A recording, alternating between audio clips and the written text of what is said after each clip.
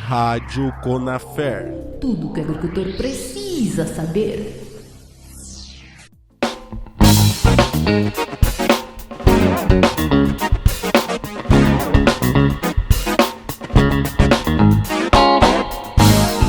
Saudações a todos, está começando mais um podcast da Rádio Conafer. Hoje com uma presença do Wilson Ribeiro, que ele é o nosso editor de jornalismo e diretor de novos negócios da Conafer, e Juliana Ribeira, secretária de Políticas Econômicas e Crédito da Conafer. Sejam bem-vindos, obrigado por aceitar o... Boa tarde, Marjorie Roca, boa tarde. Bom dia, boa tarde, boa noite a todos os agricultores e agricultoras do Brasil. Esse é mais um podcast da Rádio Conafer. E hoje faz sol em Curitiba, faz calor não? Em Curitiba, nossa, depois de muito tempo. Muito calor, graças a Deus. Wilson, vocês que estavam em Brasília, como que tá o clima lá? Calor, frio? Lá é sempre quente, né? Nós somos em Curitiba, estamos em Brasília há pouco tempo, né? 4, 5 meses. Uhum. Para mim, 2 meses. A Juliana, menos tempo. Puxa o microfone mais perto de você um pouquinho. Lá em Brasília, é um ambiente diferente do que eu li, do que eu imaginei, do que eu estudei, do que me falaram. Não é tão seco assim. Uhum. É calor, bastante calor, né? Como o norte do Paraná, por exemplo, e outras regiões do país. Mas tem a brisa lá do Cerrado, do Paranoá. Uhum. E eu tô gostando bastante de Brasília, cara. Mas tava morrendo de saudade da nossa cidade aqui. Tô me sentindo bem aqui, estar falando com vocês aqui em Curitiba, onde tudo começou. Você, falando em Curitiba, você além de escritor, poeta, é coxa branca, né? Sou coxa branca, torço pro maior clube do planeta, né? Que é o Curitiba. Vai dar briga. E conta um pouco sua trajetória na Conafer, você que é um dos precursores da SECOM, que é onde a gente está hoje, né? Gravando aqui nos estúdios, no escritório. A SECOM, o convite, né? Tudo começou pelo Titon, que é o nosso secretário de comunicação, Lucas Titon. Nós fizemos um trabalho juntos e criamos uma amizade. Ele me apresentou a Conafer, me mostrou a Conafer. Quando eu ouvi pela primeira vez sobre a Conafer, eu fiquei bastante entusiasmado com a ideia da confederação. E a partir daí a gente criou um relacionamento. Ele me convidou para trabalhar na Conafer, na Secretaria de Comunicação, como jornalista. E a partir daí as coisas começaram a mudar, né, para mim, principalmente, porque eu venho do mercado de publicidade, trabalho há 30 anos com publicidade. Já trabalhei em outros mercados fora de Curitiba, em São Paulo, bastante tempo. Trabalhei em Maringá, no norte do Paraná, e Curitiba, né, a maior parte da minha vida como publicitário. Tive uma experiência com agronegócio, atendendo uma conta de uma segunda maior cooperativa da América Latina, Cocamar. Trabalhei com uma publicidade da Cocamar há bastante tempo, conheci o agronegócio. E aí vi a antítese, né?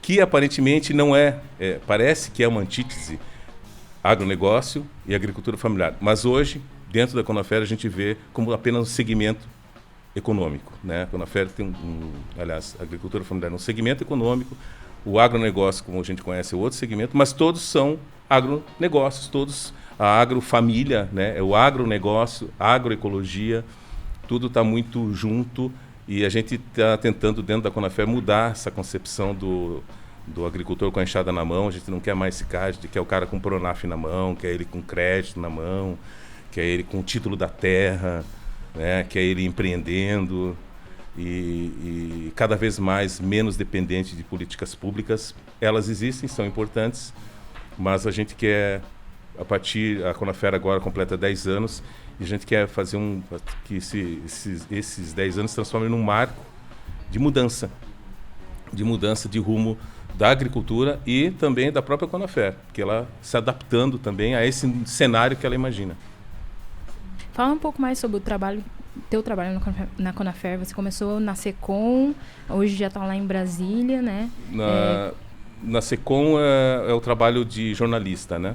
E foi muito importante esse trabalho porque eu tive acesso aos números do mercado, muita pesquisa diária, muitas entrevistas, eu conversei com muitas pessoas, conversei com agricultores, conversei com os indígenas, com quilombolas.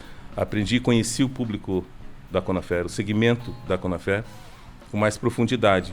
tive alguns contatos, algumas experiências, algumas viagens também, até que surgiu um convite para que eu fosse para Brasília e lá cuidasse do jornalismo em Brasília e das relações do jornalismo com os poderes, né? Com o poder legislativo, executivo, judiciário. Agora tivemos até um caso do nosso indígena Marquinhos Chucuro, né?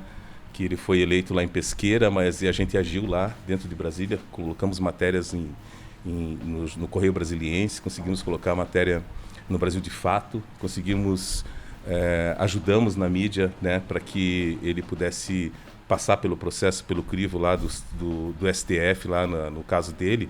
Ainda não foi resolvido, mas enfim, ele assumiu lá a prefeitura de Pesqueira, em Pernambuco. Poucas pessoas conhecem, talvez vocês sabem dessa história. Mas, enfim, então essa articulação política também faz parte do trabalho do jornalista lá em Brasília. E já tive contatos com o Senado, com o Congresso, com algumas assessorias, com deputados, porque a Conafer também tem um trabalho, ela está encampando uma frente parlamentar da agricultura familiar, mas em outros moldes, né? Existem frentes parlamentares da agricultura familiar que buscam mais um assistencialismo ao agricultor familiar, aquela coisa do cesta básica, políticas públicas, e a gente quer fazer uma frente parlamentar diferente, né? Que ela leve propostas, atue na formulação de emendas, que ela consiga fomento para o mercado, né, para o segmento. E essa é uma função lá em Brasília e sim, que extrapola já a questão do jornalismo. E a partir daí que houve essa migração para alguns negócios da Conafer. Porque a Conafer, ela é uma empresa, é uma entidade, uma pessoa jurídica de direito privado. A Conafer, ela é uma empresa sem fins lucrativos e a Conafer tem muitos projetos. Para a Conafer colocar esses projetos em andamento, ela precisa de receita. Então ela precisa ampliar as suas receitas, criar canais de receita. Então a partir desde do ano passado já foram desenvolvidos vários projetos que agora em 2021 devem entrar em andamento. A Juliana, que é a nossa secretária de Políticas Econômicas e Crédito, está tocando alguns desses projetos, ela pode falar melhor sobre eles. Então agora, nesse momento, o meu trabalho é fazer o meu trabalho junto com a SECOM, junto com vocês, com o Titon, que é a coisa que realmente me estimula muito, porque está no sangue, né, escrever, e isso para mim é como respirar, preciso estar escrevendo sempre.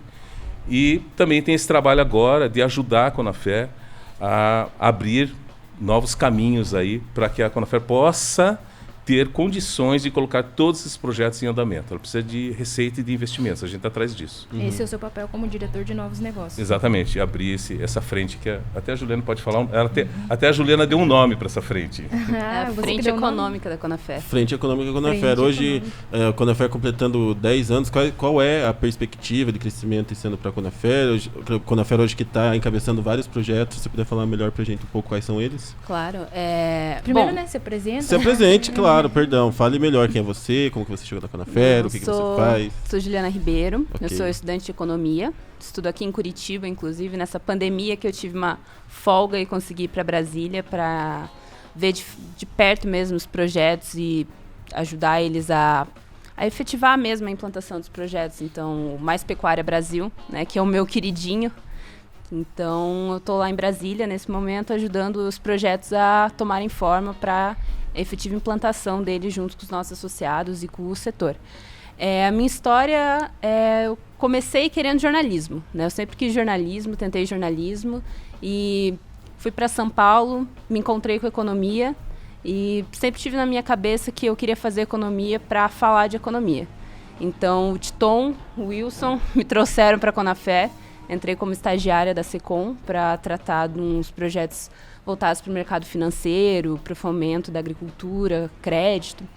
E acabou que fui para Brasília, né? Lá eu conheci nosso presidente, conheci os projetos da Conafer, entendi que esse ano é um ano que a gente está buscando receita para a Conafer, então a gente está abrindo várias frentes com o objetivo de não ter só uma dependência da receita. A gente quer aumentar a receita para a Conafer e aumentando receita, né? A gente leva crédito para o nosso agricultor também. Então, a partir daí, virei secretária de Políticas Econômicas e Crédito. Né? Políticas econômicas porque a identidade da Conafer é o fomento da agricultura. E a agricultura familiar, a gente tem que ser bem realista. No Brasil, o fomento são políticas públicas. Nós não temos o setor privado fortalecendo. Então, políticas públicas, né?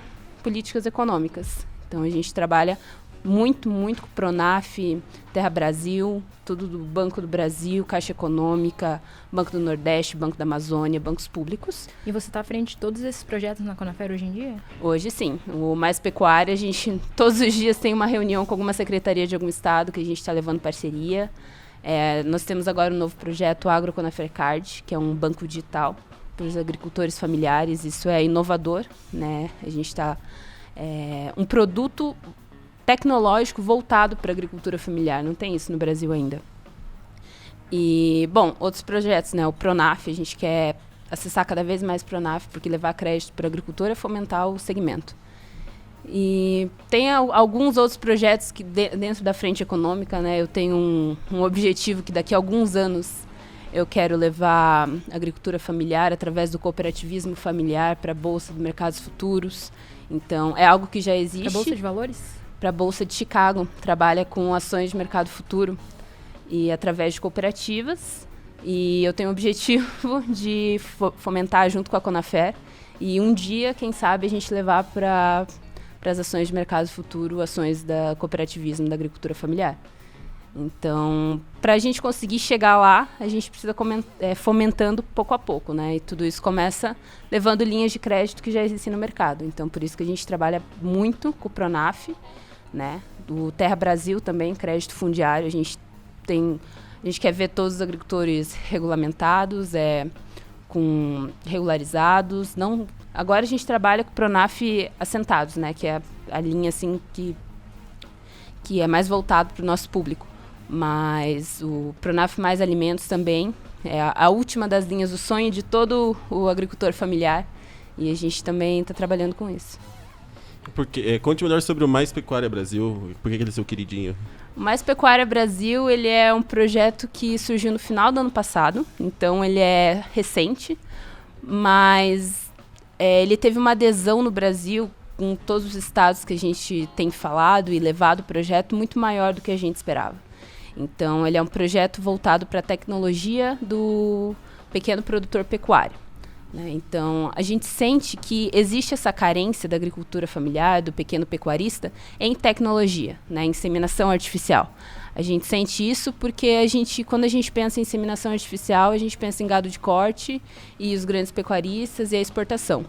E, na verdade, é realmente o que acontece. Então, por exemplo, o crescimento da inseminação para gado de corte, que é dos grandes produtores, teve um crescimento em 10 anos de 188%. Enquanto o gado de leite, que é muito forte na agricultura familiar, teve um crescimento da inseminação na última década de 13%. Então, não é nada comparado. E a Conafer está levando para os pequenos produtores, para os pequenos pecuaristas, a inseminação artificial, através das doses de sêmen de uma empresa que é uma das maiores empresas da América Latina, que é a Alta Genetics. Então, é uma parceria. Né? Eles vão fornecer treinamento para inseminação, eles vão fornecer as doses, é uma empresa reconhecida. Né? No último ano, eles venderam oficialmente 7 milhões de doses para inseminação artificial. E o Wilson, inclusive, está indo comigo nas videoconferências, fazendo as reuniões com os estados. Nós estamos buscando parcerias, né, com os estados. É importante dizer que nós pretendemos levar de 70 a 80 mil doses de sêmen até em 4 anos. Sim. Então, isso de forma gratuita, tudo, né? É a Conafer gratuito. Que está... A Conafer é tudo por conta da Conafer. A Conafer vai entregar essas doses. Ela fez a parceria com a Alta Genetics, mas a responsabilidade, o custo todo é da Conafer. A Conafer que está entregando as doses. A gente sentiu que o mercado precisava disso quando a gente fez um estudo, uma apresentação do projeto, e a gente viu que propriedades onde há inseminação artificial, elas têm 14 vezes mais lucratividade que propriedades que não têm inseminação. Então, é um investimento. E a gente quer levar isso para o produtor nesses 4 anos, para ele não vai ter que entrar com nenhum recurso financeiro, nenhum capital próprio, quando a Conafé está doando. Então, para ele sentir, após esses 4 anos, como que a produção dele aumentou, né? Questão de produção e economicamente. Como que é favorável para ele investir em inseminação artificial. Então, esse é o nosso objetivo, fomentar o setor e levando isso, né, junto com as secretarias dos estados, para que após esses 4 anos isso se torne uma política pública. Sim. Você está falando que vocês estão conversando com bastante secretarias de estado e tudo mais, mas você pode explicar exatamente como vai funcionar esse projeto para o pequeno pecuarista que está ouvindo a gente? Eu posso falar uma coisa assim importante. Esse projeto Mais Pecuária, ele corre o risco de ser o nosso primeiro grande projeto em andamento já no início do ano. Os outros projetos nós temos alguns projetos que já começaram, já tiveram início, mas com a aceleração do Mais Pecuária Brasil, ainda a gente está tentando com os outros projetos, mas ele está tendo uma adesão muito forte e rapidamente nós vamos ter aí a distribuição dos sêmens para os agricultores via secretarias de Estado. As secretarias de Estado vão selecionar a região onde estão esses agricultores, eles vão conversar com esses agricultores, a Conafé e a Alta Genética vão entregar os sêmens, né? E eles vão fazer o rodízio, eles vão estudar quais os agricultores vão receber, como vão receber, tem que ter condições sanitárias. É importante que esse agricultor permaneça fazendo a inseminação, mas esse projeto ele é uma porta de entrada para os nossos outros projetos.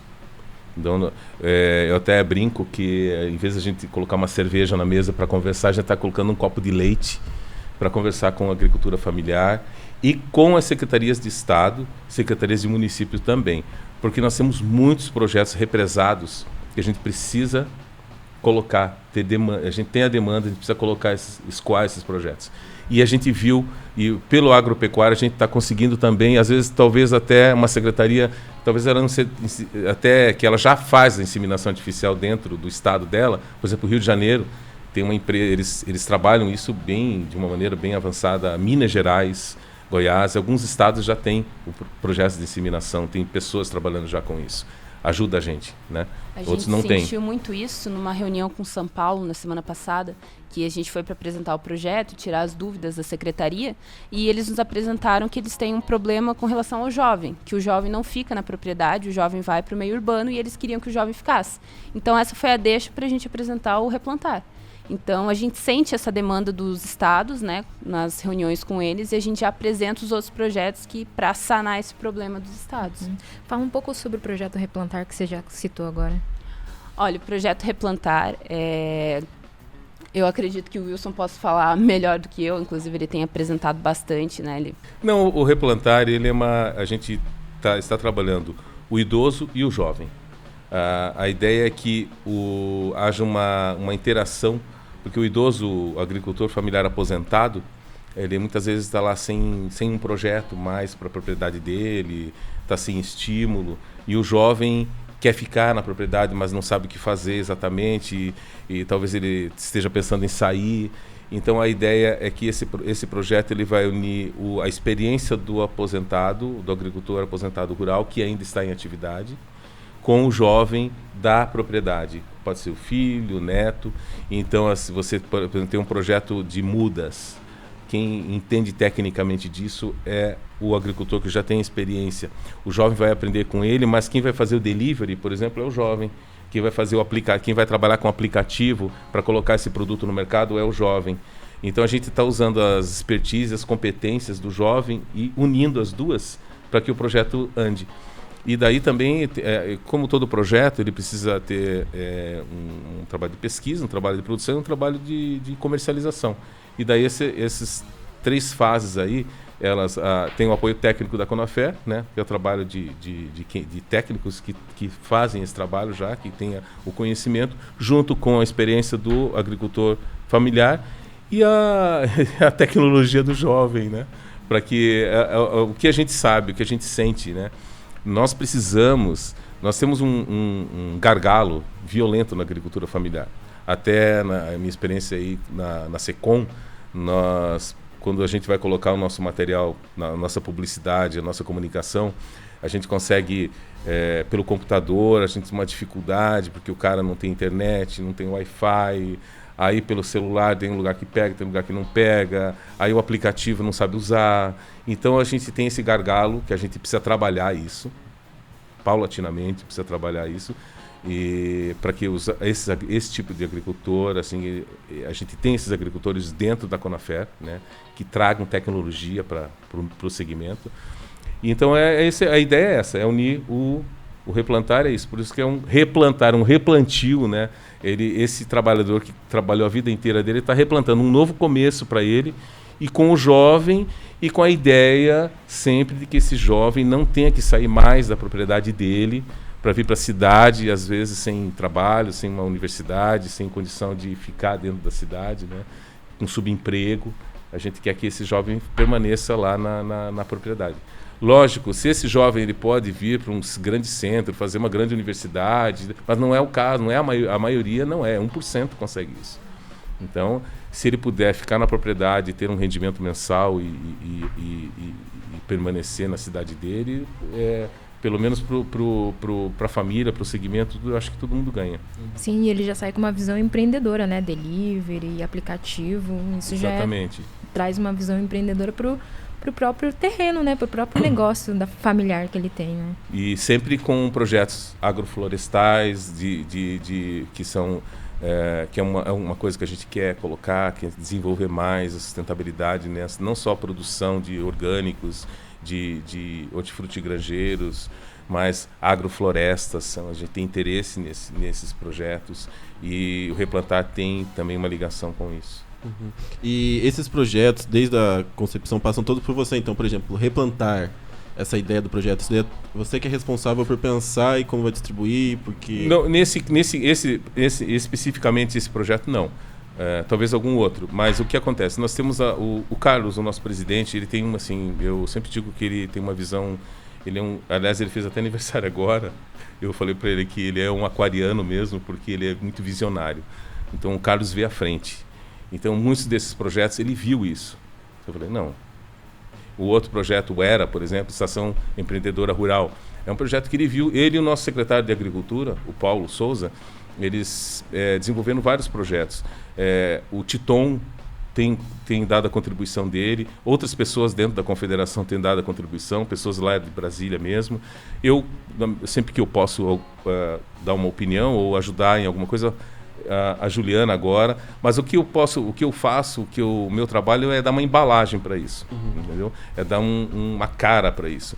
Então nós temos esses projetos, agora nós temos que avançar cada vez mais neles, melhorá-los, adaptar as coisas. Esse é o meu trabalho, né? Existe o projeto, agora a gente precisa envelopar, né, para que a gente consiga vender. E aí a gente não tem como não, se não tiver relações interpessoais, reuniões, videoconferências e também questões políticas importantes, né? A gente tem tentado levar o ERA. Nós tivemos uma reunião política e técnica também com uma área do governo no ano passado, para apresentar um projeto para a Amazônia Legal, chamado A Nova Era da Amazônia, brincando com o ERA e com a Amazônia. Já posso falar um pouco do ERA? O ERA, acho que todo mundo já falou aqui.